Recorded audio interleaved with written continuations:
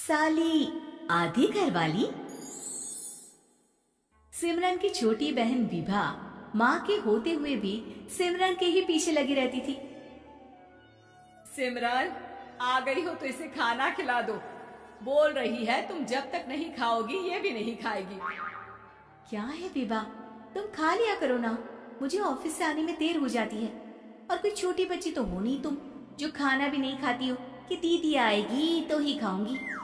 हाँ हाँ, छोटी बच्ची ही समझ लो। और एक बात, जब आपको पता है कि मैं आपके बिना नहीं खाती हूँ तो रोज रोज क्यों बोलती हो? अरे क्या है ये, दोनों बहनें कम माँ बेटी ज्यादा लगती हो। अरे दीदी की शादी हो जाएगी तब क्या करेगी बोल। जब होगी तब की तब देखेंगे। मैं तो दीदी के साथ ही रहूंगी हमेशा। दोनों की शादी ऐसे घर में कर देंगे जहाँ दो भाई हो। खैर, मामला आया गया हो जाता है। एक दिन सिमरन के पापा जब घर आते हैं। तुम लोगों के लिए अच्छी खबर है। वर्मा जी है ना मेरे दोस्त, उन्होंने सिमरन बेटी के लिए रिश्ता बताया है। बहुत अच्छा लड़का है, सिमरन को भी पसंद कर लिया है और कल वो लोग आ रहे हैं सिमरन को देखने अपने घर। सिद्धांत अपने माता पिता के साथ सिमरन को देखने आता है। उसे सिमरन अच्छी लगती है और शादी तय हो जाती है। सिद्धांत की माँ कहती है, अब तो हम लोग ले जाएंगे जल्द ही अपनी सिमरन को यहाँ से। अरे हाँ हाँ, क्यों नहीं, आपकी ही है अब तो हमारी बेटी। दूर खड़ी विभा सब सुन रही होती है। अब तो दीदी की शादी हो जाएगी, फिर तो वो चली जाएंगी।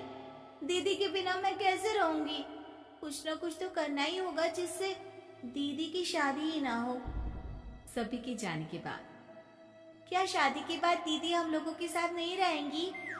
अरे नहीं तो फिर क्यों रहेगी, शादी हो जाएगी तो अपने घर चली जाएगी ना। तो मैं भी जाऊंगी उनके साथ, मेरा भी सामान पैक कर देना।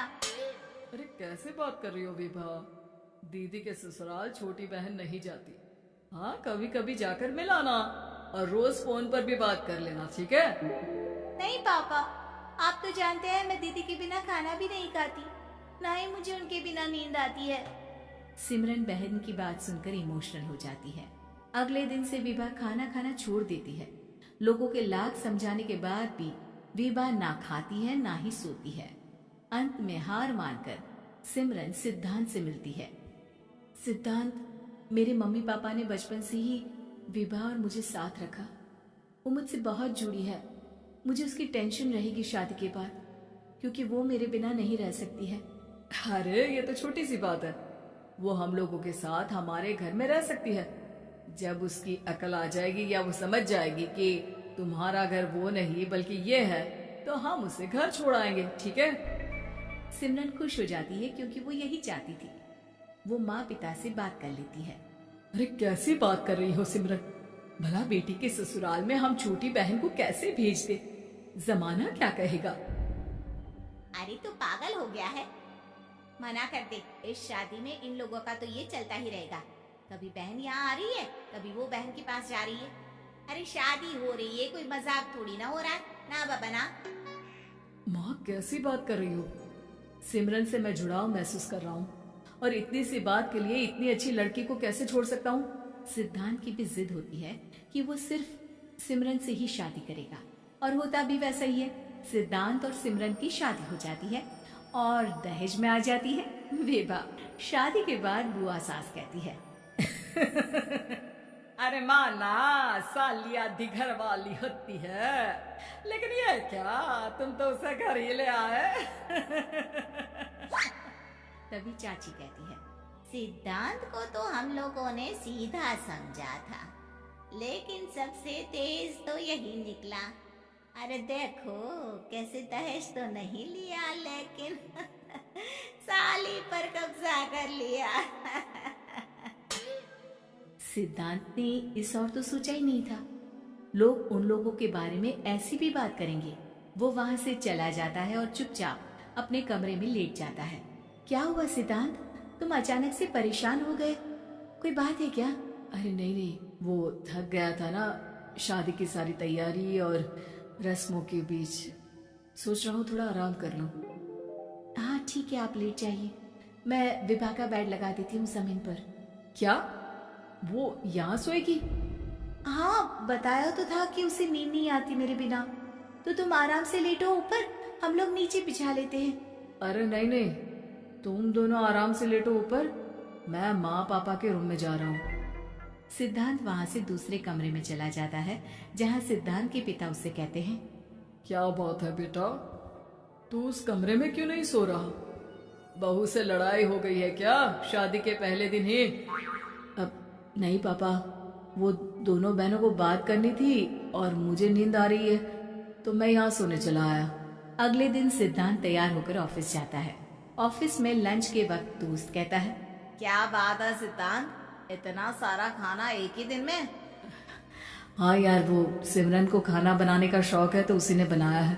यार हम लोगों की तो सिर्फ एक ही बीवी है, इसकी तो दो है ना। सिद्धांत को गुस्सा आ जाता है। कैसी बात कर रहा है तू?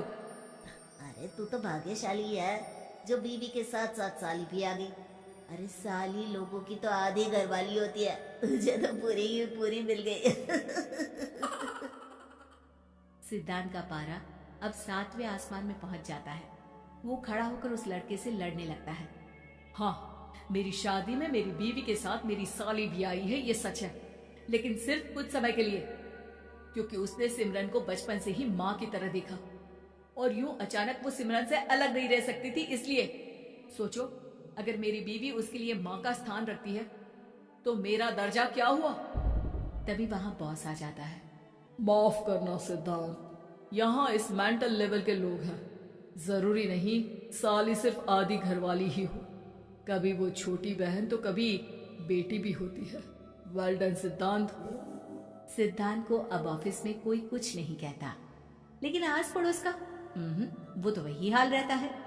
सिद्धांत ऑफिस से घर की ओर आ रहा होता है कि रास्ते में उसे अपनी कॉलोनी का दोस्त मिल जाता है। क्या बात है, चेहरे की चमक बता रही है, शादी से बड़ा खुश है तू, क्यों? हाँ यार, अच्छी लड़की और अच्छा परिवार मिलना कहाँ होता है जल्दी आजकल। यार हमें भी दिला देना ऐसा परिवार जहाँ एक के साथ एक फ्री की स्कीम चल रही हो। सिद्धांत को फिर गुस्सा आ जाता है।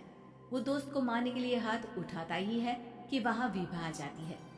अरे जीजू, रहने दीजिए ना, ये लोग नहीं समझेंगे कि इंसानियत क्या होती है। ये सच है कि दीदी से कैसे दूर रहना, ये मुझे पता नहीं था। आपने मुझे दीदी के पास रहने का मौका देकर ये समझने का मौका दिया कि लड़की का असली घर उसका ससुराल होता है। मैं समझ चुकी हूँ, मैं जा रही हूँ जीजू, लेकिन मैं खुश हूँ कि आपने मुझे अपनी छोटी बहन समझा। सभी उन लोगों को देखकर ताली बजाने लगते हैं। विभा अपने घर चली जाती है और सिद्धांत खुशी खुशी